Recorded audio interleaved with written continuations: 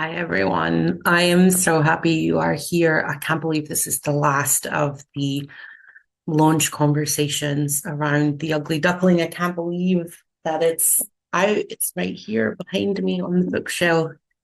It still feels somewhat unreal that this book is now, um, you know, it now physically exists in the world.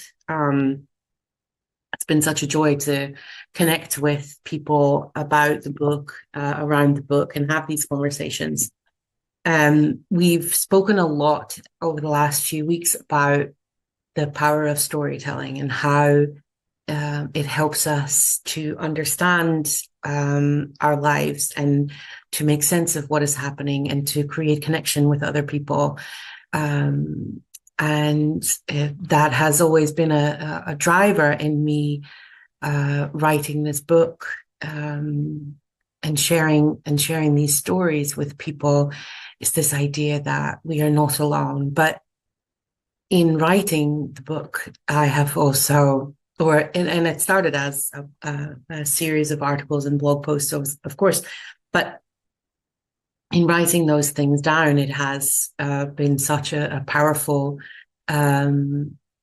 powerful way to change how I view my past um, and my life now, and how those things are connected. I think in telling our stories, we can change the narrative of our lives. So if we are wanting to create change, then we have to examine the stories that we are telling ourselves, the stories that we are being told about the world and our place in it. And um, and I've said numerous times, like our brains are constantly filling in the stories. We're constantly explaining our world and explaining what is happening to us and what happened to us in the past in terms of what the story is, right? And so if we can find a different perspective on that story, or if we can find a different interpretation of that story, then that can help us move past where we got stuck, right? Because I think often, and I've certainly experienced this, sometimes we get stuck in a story and it just repeats. It's the same story over and over again, and we can't change it until we change it. And for me, changing the story and moving past some of these experiences has always been in, can I change the perspective on this? There's this, there's a section of a book. This is actually a fantasy book, but I always say you can get inspiration from anywhere. This is a book by Terry Pratchett. Let me show you Thief of Time. And I'm going to just read you the shortest section from this book. But this is a section I quote often because I think it explains so well how a story can change depending on how you look at it. So here goes. And if you want the story, then remember that a story doesn't unwind, it weaves. Events that start in different places and different times all bear down on that one tiny point in space-time, which is the perfect moment. Supposing an emperor was persuaded to wear a new suit of clothes whose material was so fine that to the common eye the clothes weren't there. And suppose a little boy pointed out this fact in a loud, clear voice. Then you have the story of the emperor who had no clothes. But if you knew a little bit more, it would be the story of the boy who got a well-deserved thrashing from his dad for being rude to royalty and was locked up. Or the story of the whole crowd who were rounded up by the guards and told, this didn't happen, okay? Does anyone want to argue? Or it could be a story of how a whole kingdom suddenly saw the benefits of the new clothes and developed an enthusiasm for healthy sports in lively and refreshing atmosphere, which got many new adherents every year and led to the recession caused by the collapse of the conventional clothing industry. It could even be a story about the great pneumonia epidemic of '09. It all depends on how much you know. I really like this because I think when we are stuck in a story. We're stuck in what we know. And if we try and find different perspective on that same story, if we try and take into consideration how it might be otherwise interpreted, or if we go and research some of the aspects of a story, then we can expand our knowledge of it. And through the expansion of that knowledge, we will change our interpretation. That is what a lot of this book is all this stuff happened to me. And then I learned what narcissistic personality disorder is, and I started researching. And that changed how I viewed my childhood, and it changed how I interpreted what happened. It changed my perspective on those things. I learned about trauma and how it impacted us, and it changed how I viewed the stories again. And I think as we move through this process, we are constantly adding perspective and knowledge to the story, and it helps us form a new, more elaborate interpretation of that story. And by changing the story, we then change how it impacts us. It's not that the story, like, it's not like the memories didn't happen. It's not that what happened didn't happen, but it changes how it sits within you. And it changes how it impacts you on a day-to-day basis. And I think that's one of the reasons why I am such an advocate for people sharing their story, is because if we only ever share our story within the confines of our own thoughts and our own brain, it becomes an echo chamber, and it just becomes a repetition of the same story. And we just keep telling the story again and again and again. And even if we tell one person, be it our therapist or our best friend, or, whoever we feel we have that trusting safety with, where we can be vulnerable and honest and open about what that story is and how it is circling in our mind, then a lot of time we can create that little bit of an opening where we can then change the story. I've certainly experienced that in my life, where I might be entirely stuck on something and it just keeps looping through my mind, and I can't find that different interpretation. And so sometimes writing it down creates the space. Sometimes telling another person creates the space. But I think why storytelling is so powerful is because it activates all these different ways that we experience the world, right? Like when we are writing down a story, it's the recollection of fact. Like, this happened, then this happened, then that happened, then that happened. But it also includes, this is how it made me feel. This is how I felt in that moment. This is how I felt when I look back at it. This is how I'm feeling about it now. This is what it's triggering. This is how it's making me react, right? Like, it's all these sort of more emotional implications. We might also describe what we heard, or what we smelled, or what we felt, as in touch. Like, we're engaging all of our senses. We're engaging all of the different little bits of our brain that are bringing together this experience that we had.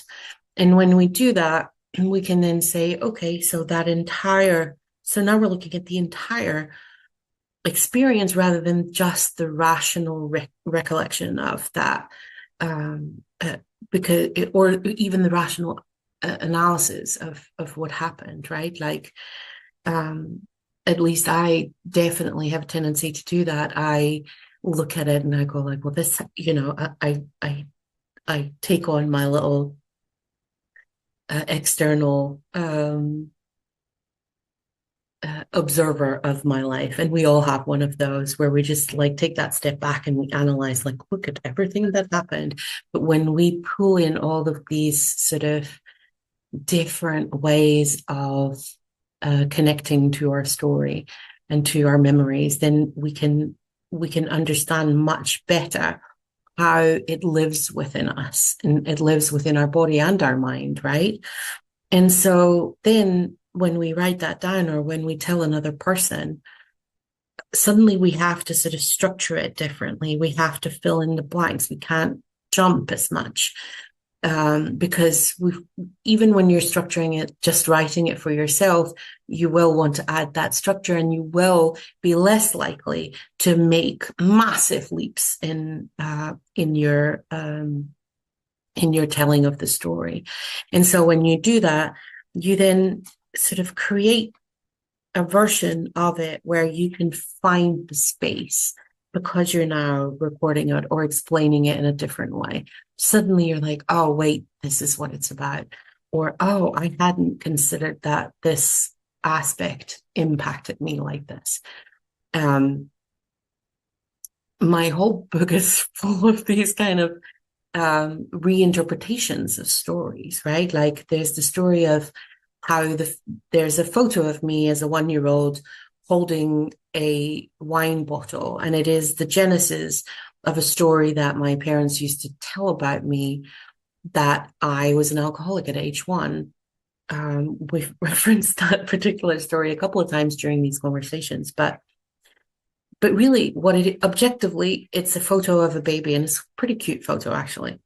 But for my parents, the interpretation was the story that I was an alcoholic. And for a long time, for me, that photo and the associated story was, oh, I have no self-control. I've been failing at everything my whole life. I've been lazy. I've been indulgent, or like all of these kind of things that are associated with alcohol abuse in life. And then eventually, now that photo to me is the story of how my parents manipulated my narrative, because I was a 1-year-old. So even if I was drinking wine from discarded wine bottles, then surely the responsibility for that was with the adults who didn't prevent me from having access to said wine bottles, right? So we can see how the story, that it's all around this same image, it's all around this photo. But as my understanding of life and, and the perspective of different people, but the story around that photo changed depending on who was making the interpretation and where they were on their life's journey when they made that interpretation. So when we can revisit stories in this way, or when we can share stories, or where we can hear even sometimes when we have these experiences with our parents, really in my case, with my parents, like I have, since I left my family, since I cut ties, I've heard some stories about my dad, especially in his childhood and how he grew up. And in the hearing of those stories, it gave me more context. It gave me more context to look at his story, and how he might have gotten, stuck in a marriage the way that he was. And then my own experiences in my marriage and with my divorce have then also informed, it made me look at that again with different eyes and a different understanding of what it is like to be, like even before I was married, I didn't know what it was like to be married, right? Like before my marriage failed, I didn't know what it was like to be in a relationship that was crumbling, and how willing I was to try and hold on to it for as long as I did. And then, looking at what that must have been like for my father to be in that situation and for him to try and hold on to his relationship. And so again, like all of these experiences, and when we take those and we look back at the story and we tell the story again, but we tell it with this different knowledge and this different understanding of it, we then start to change who we are and how we interpret our past, and how it, like I said, how it lives within us. So for me, sharing stories doesn't just provide ourselves, it provides us with context for what we've experienced. And then it can also provide other people with context for what they are experiencing. Because when I tell stories, and I've had this response to the book so much, when people read it and they're like, oh, this helped me make sense of stuff that didn't make sense in my life. Suddenly people were provided with context for what they were dealing with or what they had dealt with in the past. And I think this is the beauty of how storytelling can connect us as human beings and create this understanding of shared experience and our shared humanity. So this is why I am such a ambassador of storytelling, I suppose. Because when we can understand where we came from, then we can better navigate where we are going. And that goes as well with understanding stories about our parents or stories about our grandparents. I always say, I know that something must have happened in my mother's family because one of her brothers cut ties with the family as well. And I don't know what that story is. But even knowing that something must have happened provides context for me to deal with, how that rippled into my life. And so I think there's an importance to us sharing our experiences with each other. It gives us context for our lives. It gives us context within our personal lives. It gives us context in the world and our place in the world. And the more diverse the stories are that we can hear, and the more we can find the common themes in those stories, the more we can connect to each other and have compassion for each other and navigate our way through life in more positive and sustainable ways, right? Like the more we can care for ourselves, and when we can care for ourselves, then we can care better for the people around us, right? So that has a ripple effect of its own merit. So this has really been what I've been wanting to talk about a lot these last few weeks as we've been, gathering on these Wednesday afternoons for me, and we talk about my story, but just stories and storytelling and the stories that have created connection to people in my life, and connections that I hope the book will continue to create for people as this book now lives in the world. I really want to thank everybody who's been involved in the writing of this book, the publishing of this book, the endless encouragement that I've received from people to do this, to share all of this with you guys. It's been incredible. It's been an incredible journey, and it will continue to be an incredible journey. I hope you will stay on the journey with me, and please connect with me on LinkedIn or on Instagram, where I will continue to talk about all of the things that I talk about, but mostly I talk about storytelling. I hope that that the Ugly Duckling Diary helps you make sense of some stuff, whether it's making sense of your experiences and memories, or whether it's increasing your understanding of something that might have happened to someone that you love. And I think the more we can try and learn to understand each other and try and learn that context of each other's stories, the better the world will be for it. So I know that that's a really big thing to say, but hey, there's a sign behind me that says "Here to make impact." So I don't know how else you would have expected me to say something smaller, but I really think, as human beings, if we can find each other's stories, if we can have more understanding of where we are coming from, and if we are all willing to look at our story and learn from it, then there is there's some real potential for making the world a better place. So there you go. There you have it. It's the end of this series of conversation.